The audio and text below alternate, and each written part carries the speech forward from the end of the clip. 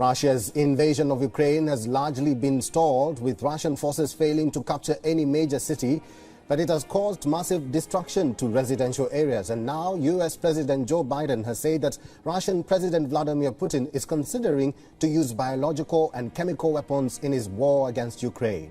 The remarks from Joe Biden came after Russia's defense ministry accused Kyiv of planning a chemical attack against its own people. Russia says Kyiv will blame Moscow for using them. At a business roundtable event, Biden said that Russia's false accusations illustrate that Putin himself is weighing to use chemical weapons in Ukraine. Biden's statement was not supported by any evidence. His back is against the wall, and he's talking about new false flags he's setting up, including he's asserting that we, America, have biological as well as chemical weapons in Europe. Simply not true. I guarantee you. They're also suggesting that Ukraine has biological and chemical weapons in Ukraine. That's a clear sign he's considering using both of those. The remarks echoed prior comments by officials in Washington and allied countries. They have accused Russia of spreading an unproven claim that Ukraine had a biological weapons program and that it will be a possible prelude to potentially launching its own biological or even chemical attacks. The Pentagon has meanwhile said that Russia is boosting air and sea military operations as it struggles to turn the tide of war in Ukraine. The U.S. Defense Department also added that the dexterity of the defense mounted by Kyiv is stalling the invasion. Pentagon said that Russia has increased activity in the northern Black Sea. A senior U.S. defense official said the Kremlin is desperate to increase its momentum as troops have grown frustrated and flummoxed by Ukraine's resistance. Putin's forces have ramped up their sorties over and near Ukraine. More than 300 missions were flown in the past 24 hours. In a bid to deny Russian superiority in the skies, Kyiv has increased their own air operations as well.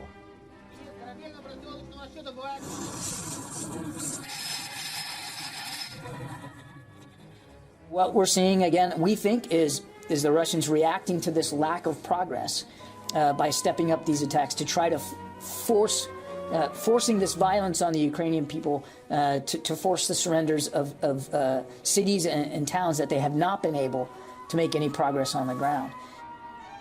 And for more on this, our correspondent Giles Gibson is joining us live from Riga, Latvia. Giles, good to see you and welcome to this broadcast. Some of President Biden and Washington's comments about Russia's President Putin and claims of use of chemical weapons haven't gone down well with the Kremlin. Could this have a direct impact on the negotiation efforts between Ukraine and Russia, and also Biden's expected visit to Poland?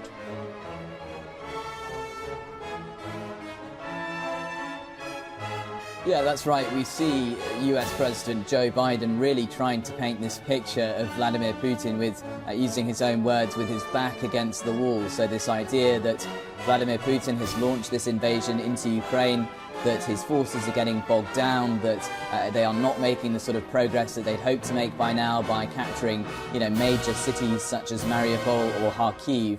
And that they also are seeing, heavy losses. That is what we're hearing from the Ukrainians as well as from Western intelligence agencies. This is really a tactic that the Biden administration has been using for some time now, really throughout this crisis, this idea of really getting ahead of what they think the Russians are going to do. So they did this before the invasion even started. They said, our intelligence is saying that Russia is on the brink of launching an invasion into Ukraine, really trying to get ahead of them and perhaps try to dissuade them from launching that exact action. But of course, as we know, Vladimir Putin decided to send troops into Ukraine anyway. So this warning from the US about chemical weapons is just another attempt really to try to warn them off what they see as their potential next step in this conflict. Giles, the US has also warned Baltic nations to be alert because there are fears that Putin may extend his war to nations that, border Ukraine. What measures has the Latvian government, for example, put in place to avert this so-called imminent threat?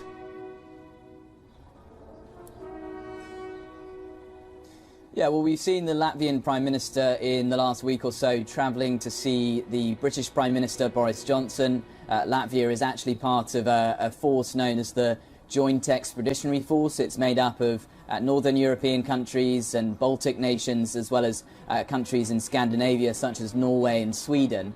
It is sort of able to act as part of NATO or also act independently, responding to different crises in the world. So we've seen world leaders from those countries coming together, including Latvia.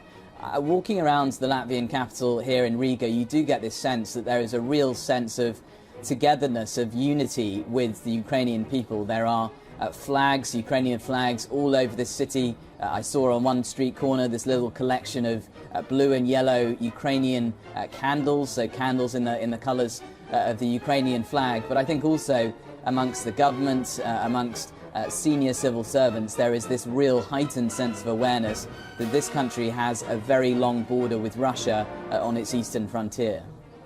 Giles Gibson, thank you very much for your insights today and for talking to us. WION is now available in your country. Download the app now and get all the news on the move.